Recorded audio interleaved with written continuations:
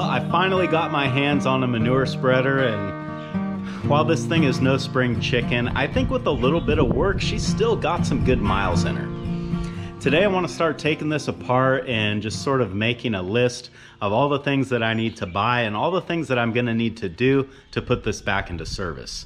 That's what we're doing today on Farmer Tyler Ranch.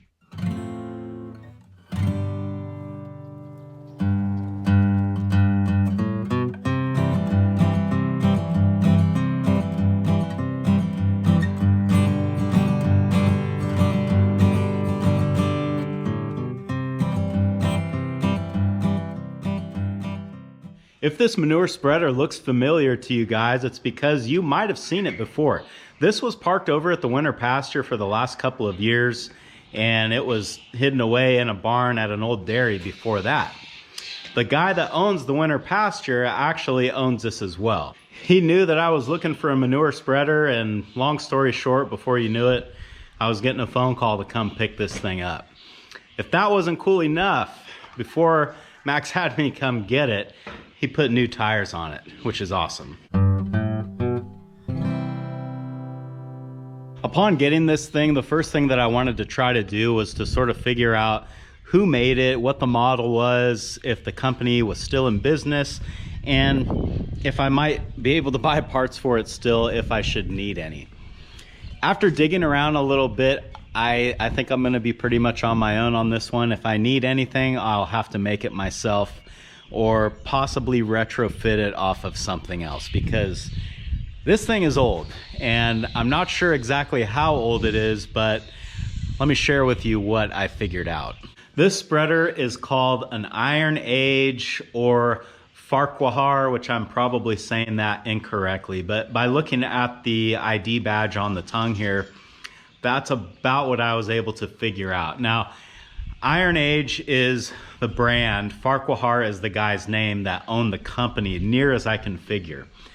This company dates back to the mid to late 1800s, and they were originally known for building steam-powered tractors and steam engines, boilers, things like that. From what I gather, the company was actually quite successful during that era when there was a demand for steam-powered tractors, but as time rolled on and the gasoline engine became king, their sales kind of started to drop off, and from what I can understand, Oliver bought them out in the 1930s, somewhere in that era.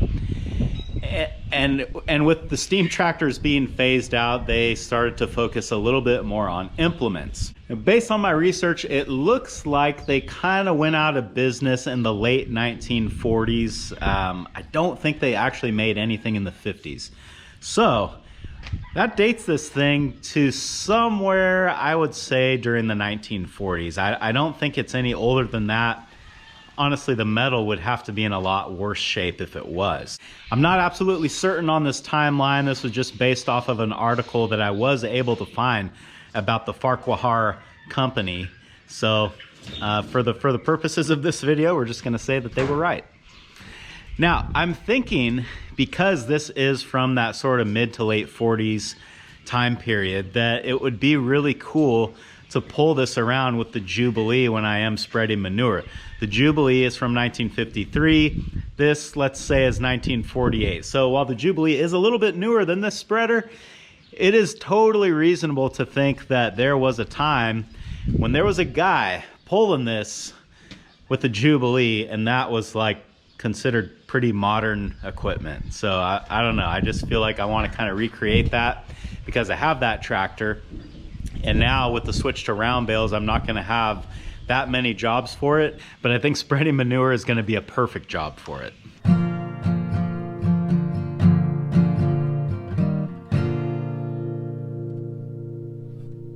So while the timeline on this thing is a little bit unclear, what I do know about it is that when I try to pull the engagement lever here to engage the drive system, the lever itself does move freely, but where it engages back here at the tire is froze up. So I think what I'm gonna have to do first is just take all of these shields and guards off and just kind of see what we've gotten here.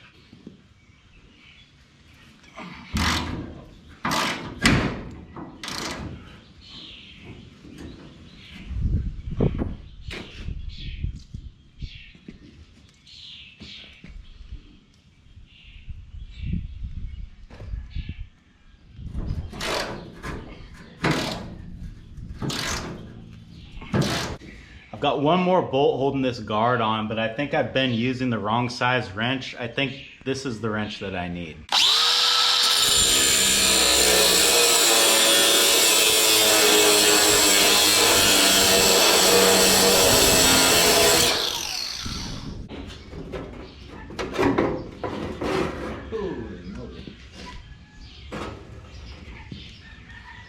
Well, it's a good thing I didn't try to do this last summer, because these here are wasp nests, and if those were active right now, I would not be in this shop. I'd be running for my life.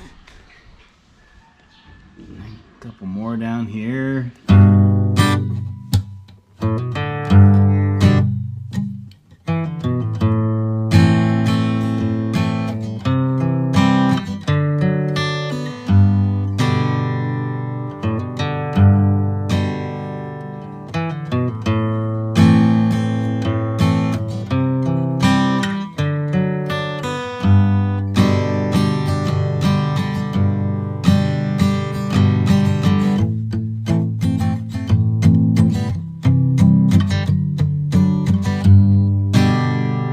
All the guards taken off of this thing, I can get a better look at all the rust and wasp nests and black widows and all the good stuff that's been hiding under here for years and years.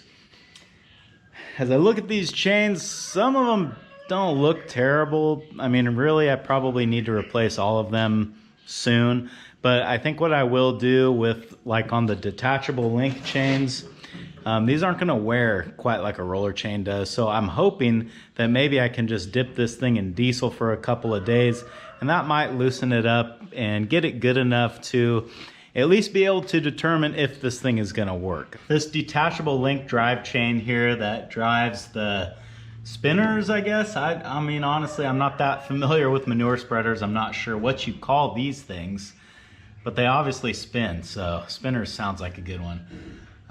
But anyway, this chain is a little bit too short. You should be able to like twist this in such a way where the links come apart, but I don't have enough slack in the chain, and I have removed the tensioner here. So I think the way this was probably assembled, and the only way that I'm going to be able to get it off without cutting it, is to try to take one of these sprockets off of there. And I'm a little bit nervous about that because, you know, these things can seize on there and be almost impossible to remove without a torch, but we got to give it a try. So I've got a little set screw right here that is presumably going through this sprocket and into the shaft.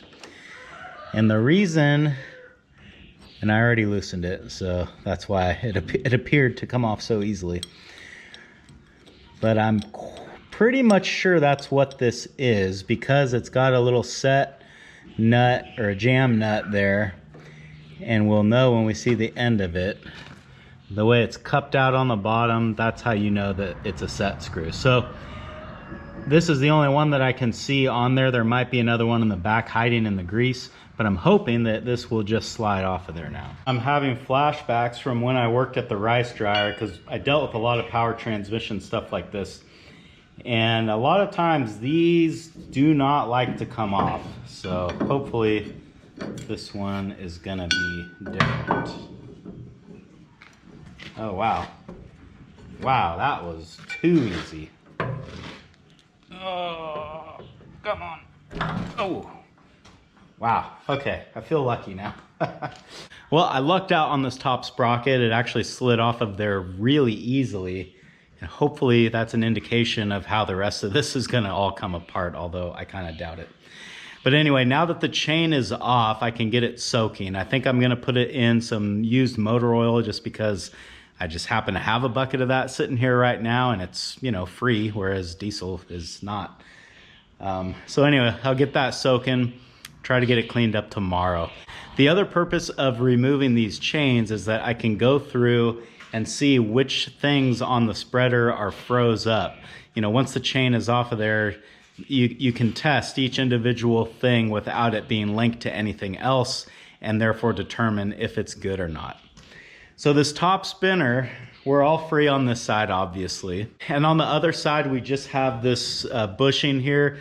This might be a bearing, but I really doubt it. It looks like most of this is put together with bushings. I'm not really sure why there is this big cover like that. That's a little bit different to me.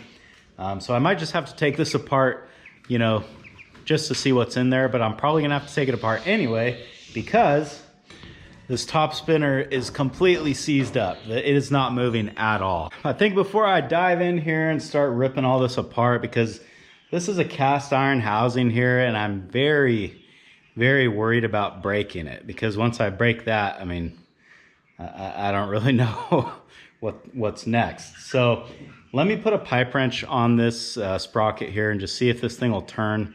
It might just need a little bit, you know, to kind of break it free. And if that's the case, well, you know what, let's just try it.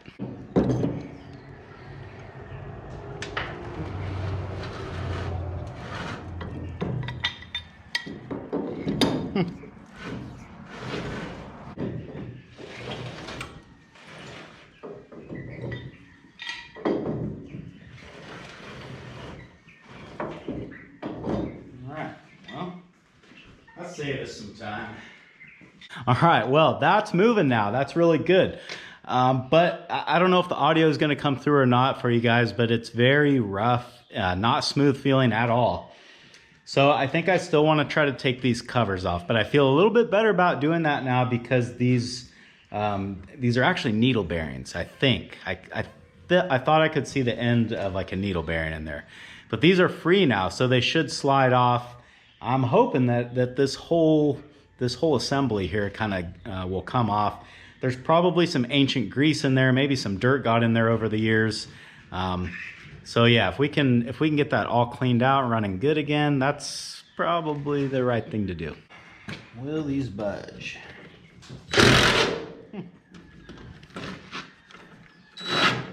Wow, I'm getting lucky with this thing. I guess the nice part about working on something that was built in the 40s is I never have to question if it's a metric bolt or a standard bolt. I know they're all standard.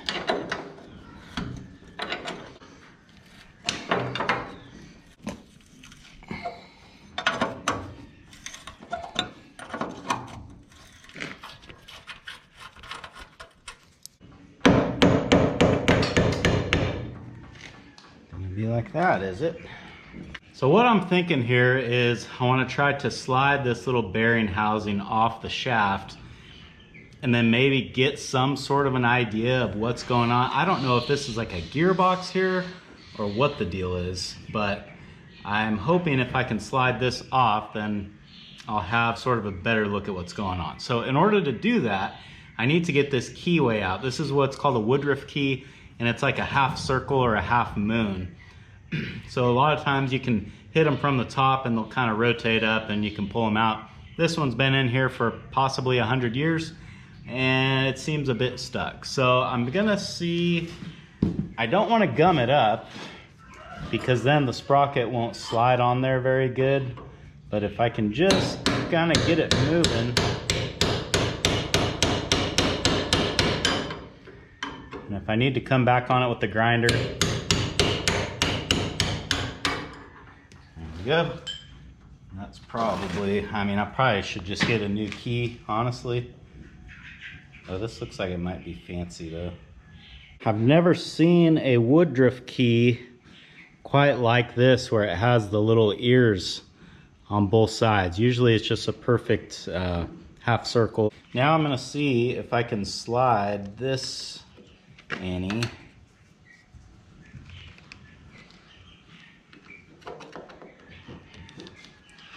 It's going a little bit, but it seemed like it just wanted to stop right there, so. Obviously the good idea is to get a bigger pry bar. These might be too big.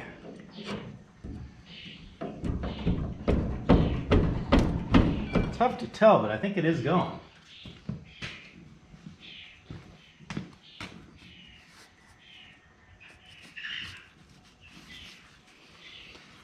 So one way I'll be able to see if I'm making progress, I get all the grease off of this shaft, and I'll be able to kind of gauge it and see what we're doing, if anything. But I believe it did come out some. Oh yeah, it's going for sure.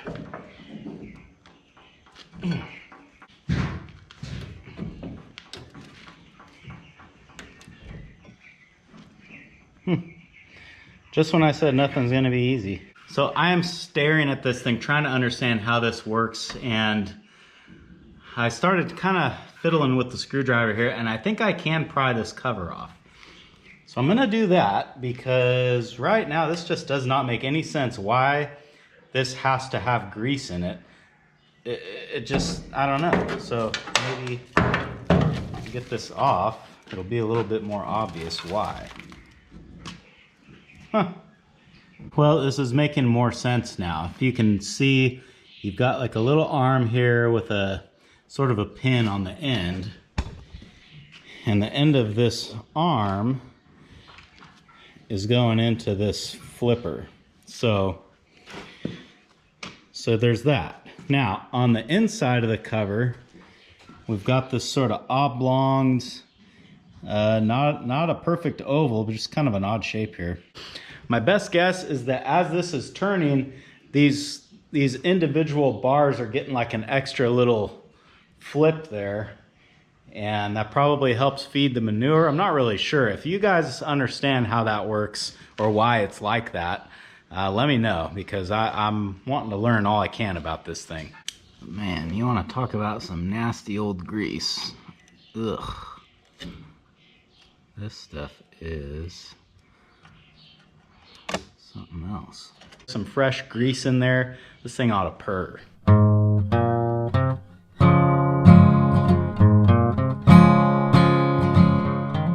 All right, well, it looks like I have a lot of cleaning in my future. Not only am I gonna have to clean up these dogs and everything on this side, but I've got to clean up the cap on the other side, and then I have to do it all over again on the other side of the spreader, because it looks like it's the exact same setup over there, and I'm sure it's in the exact same condition.